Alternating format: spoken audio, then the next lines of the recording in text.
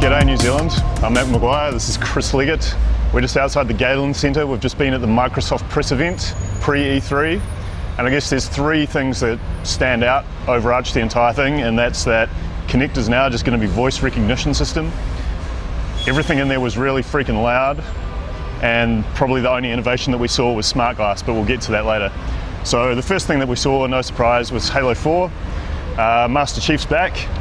It was a live action trailer heading into some gameplay as well.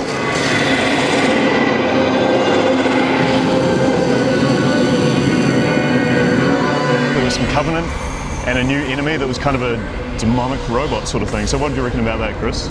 As a man wearing a Halo t-shirt, yeah, give us your opinion. I love me some Halo, so I think it's looking pretty mean, to be honest. They seem to have run with that grittier direction. They took it in with Reach.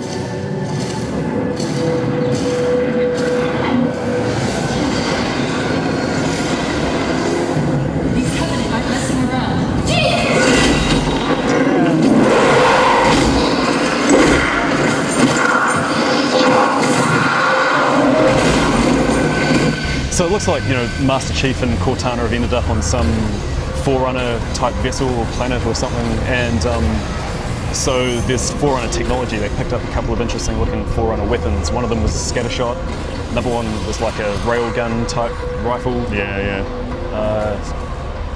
Yeah, but that's about all we saw of that one. Splinter Cell was next up, and it looks a lot more action oriented. So the last Splinter Cell game featured co-op as well, of course. This one is going to have co-op, and it looks like there's going to be a lot more punching dudes and shooting dudes and a bit less of the sneaking around. I thought, you know, there was a bit of stealth at the start of the gameplay, and then it looks like they've just gone full-on shooter route. So it'll be interesting to see how that turns out.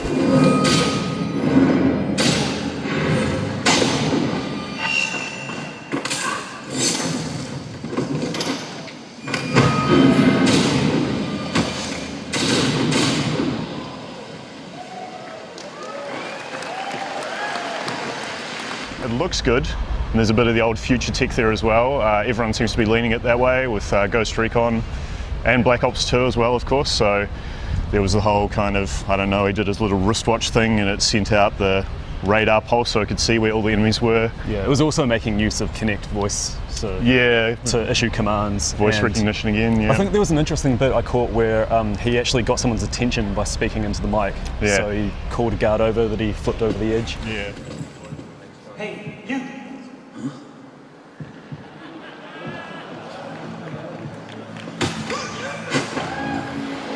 Another interesting note from that presentation was that it sounds like the Spies vs Mercs mode is back, which was a popular multiplayer mode that they actually ditched with Splinter Cell Conviction. Right. So I'm looking forward to seeing that back.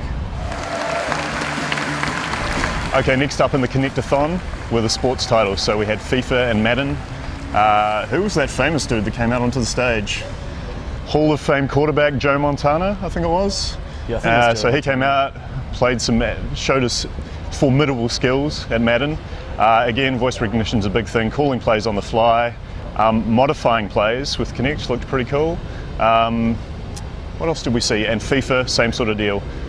Calling out tactics and having it respond in real time. I did notice though there was a bit of a lag with that. It was a bigger lag than I expected, a couple of seconds, especially, which wasn't such a big deal I felt on the FIFA title, but with Madden, I kind of took me out of the experience a bit. I don't know what you thought about that. I didn't really notice it, to be honest. Yeah, maybe I'm just not that familiar with, with Madden. Do you think it was a Kinect voice? Yeah, it just would have been the technology trying to figure out what he was saying, but yeah. Right. But anyway, if that's your thing, if speaking at your Xbox is your thing, you are going to love the next year's worth of titles. Alright, so next up we saw a Fable the Journey trailer. What did you think about that one, Chris? Are you a Fable fan? No, I'm really not.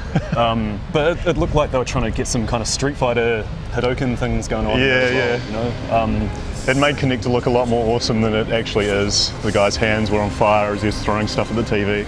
But I think that game, after the reception that their ridiculous trailer got last year with the horse reins and this whole business, there was a lot of mockery on the internet, so it'll be interesting to see what they do.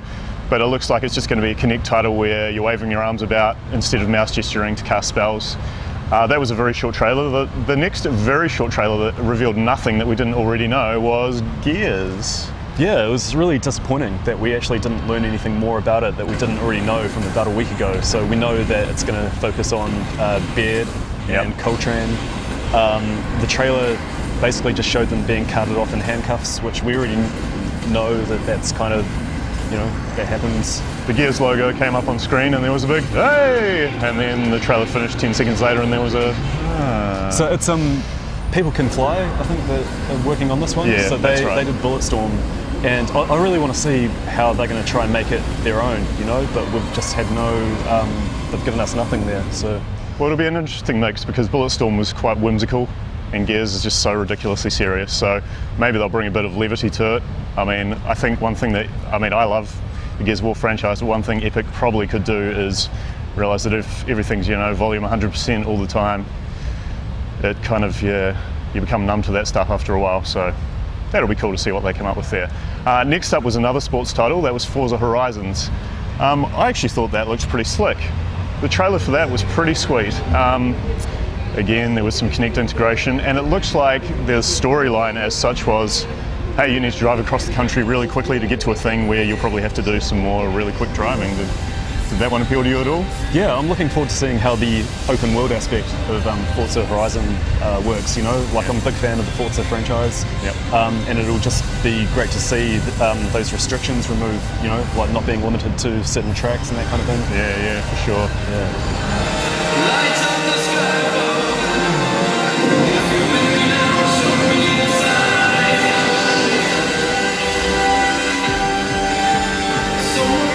All right, now it's time to talk about the stuff that we are not going to see. So very briefly, a number of things have been added to the Xbox dashboard.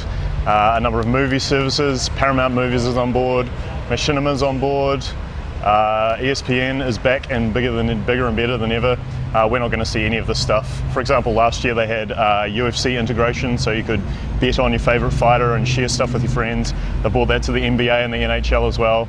Unfortunately, being in New Zealand, we're not going to get any of that. Yeah, they did mention though that Bing Voice Search is coming to a range of new territories in the coming year, and New Zealand actually scrolled along the bottom of the projector. Right on. When it happened. So Bing Search. Bing for Xbox, come on!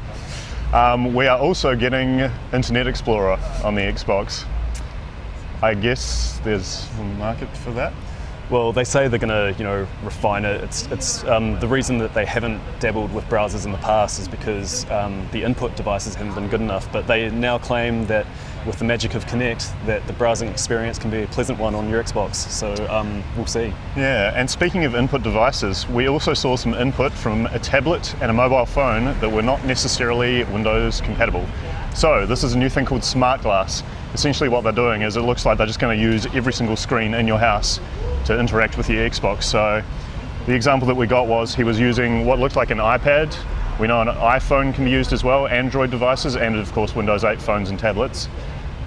Basically interacting with the Xbox as well. So if you're playing a game, there'll be additional information on your tablet or on your phone. So it really looks like they're trying to get the jump on Nintendo here. They obviously saw what Nintendo were doing last year with the Wii U, and they just thought, well, we can do that, but without the proprietary software. So pretty smart move on their part. Yeah, and you can also drive your Xbox interface using the tablet. Yeah. So cool stuff like that. Yeah, that's right. So kind of use it as a mouse cursor. If you're watching TV, the example that they gave us was the guy was watching Game of Thrones and on his tablet, a lot of information to do with the show was coming up. Depending on where the scene was, it would show where they were on the map. So it was quite clever the way it followed the show. I'm not sure how they managed that stuff and whether all shows will be supported. I imagine not, it'll just be select ones. But it's a good system. Yeah. I was quite impressed by that, and it's really the only thing at the conference that I thought was, wow, that was a surprise and that could be kind of cool. There was also some cool game integration that we saw with that. So they jumped back to Madden NFL and showed he was actually able to drag player positions for his calls that he was, the plays that he was calling. Yeah, that's right. So creating his own running lines, everything like that. So making his own fully customized plays. That was pretty sweet as well. So it'll be really cool to see where they go with that. And they're obviously just trying to undercut Nintendo. Yeah. I mean, it seems like SmartGlass is going to replace the gesture kind of thing from Kinect for that kind of input. Yeah. And they're just going to use voice pretty much for... Yeah. Which I'm all for, because that's something Kinect does quite well. I remember playing Mass Effect 3 and the voice recognition and that was great. Yeah. Not having to go into menus to change weapons and things. So personally, I'm pretty happy with that. Nike started by selling shoes from the back of the van at track meets in the early 70s. The next thing we saw was a tie-in with Nike and Connect to bring Nike Plus, a fitness game. What did you reckon about that one? Have you played any of the Connect-based fitness games? I have, yeah. I've played the Fitness Evolved one. I'm kind of not. I feel like there's only so far that they can take it just with Connect. You know, like it's got its pros and cons, kind of like Wii Fit did. You know, Yep. like not having a balance board or something to actually weigh you. I sort of wonder how they can actually gauge your performance and how well you're actually doing, and if it's Yeah. actually effective. Yeah, I think it'll just be like some of the other fitness apps that I've played, the UFC ones, for example, UFC Trainer. You just input that information manually. Right. But I did find with all of those games that I've tried, the Connect always seems to have a bit of trouble picking you up some of the time. It's definitely not the most reliable thing in the world. So I imagine the Nike thing will suffer the same thing. One thing I was disappointed to see about it as well is they went for the avatar for the personal trainer.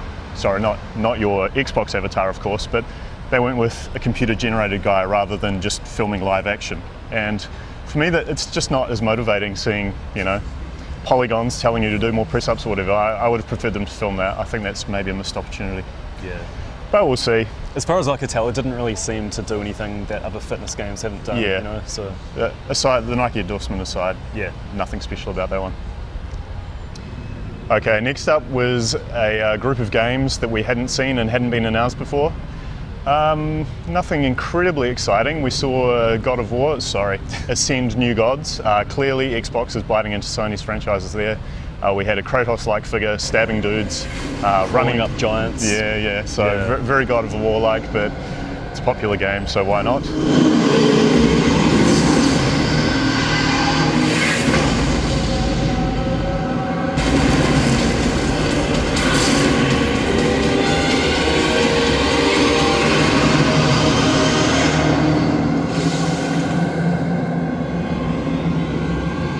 We also saw a game called Racketeer, which was a Kinect-based game where you catapulted things at castles and blew things up, controlled things with your hands, guided missiles. So all that kind of like a 3D motion-controlled Angry Birds. Yeah, that's a pretty good analogy. We saw another couple of games as well, a Twisted Pixel title, which was called... What was that one called? I actually missed it. Loco Cycle. Yeah.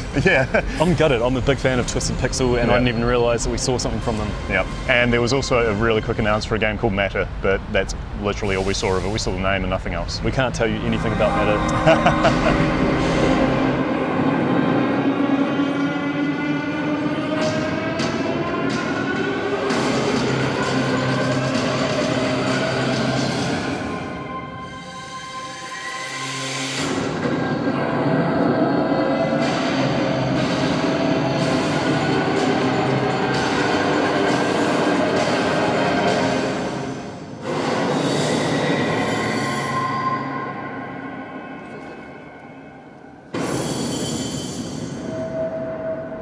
And we had the pleasure of seeing Mr. Usher in person, on stage. Oh my God! Performing his new single. So excited, yes, singing his own new single and dancing along to his own Dance Central track. That was cool. I would go to an Usher concert now. I don't even like the guy, but that was sweet.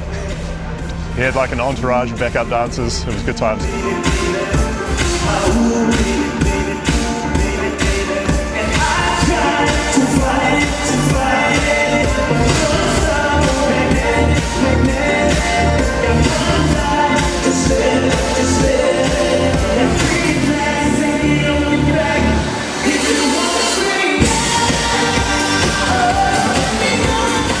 Those games we'll cover heaps more during E3. We'll see much more of them in E3 proper.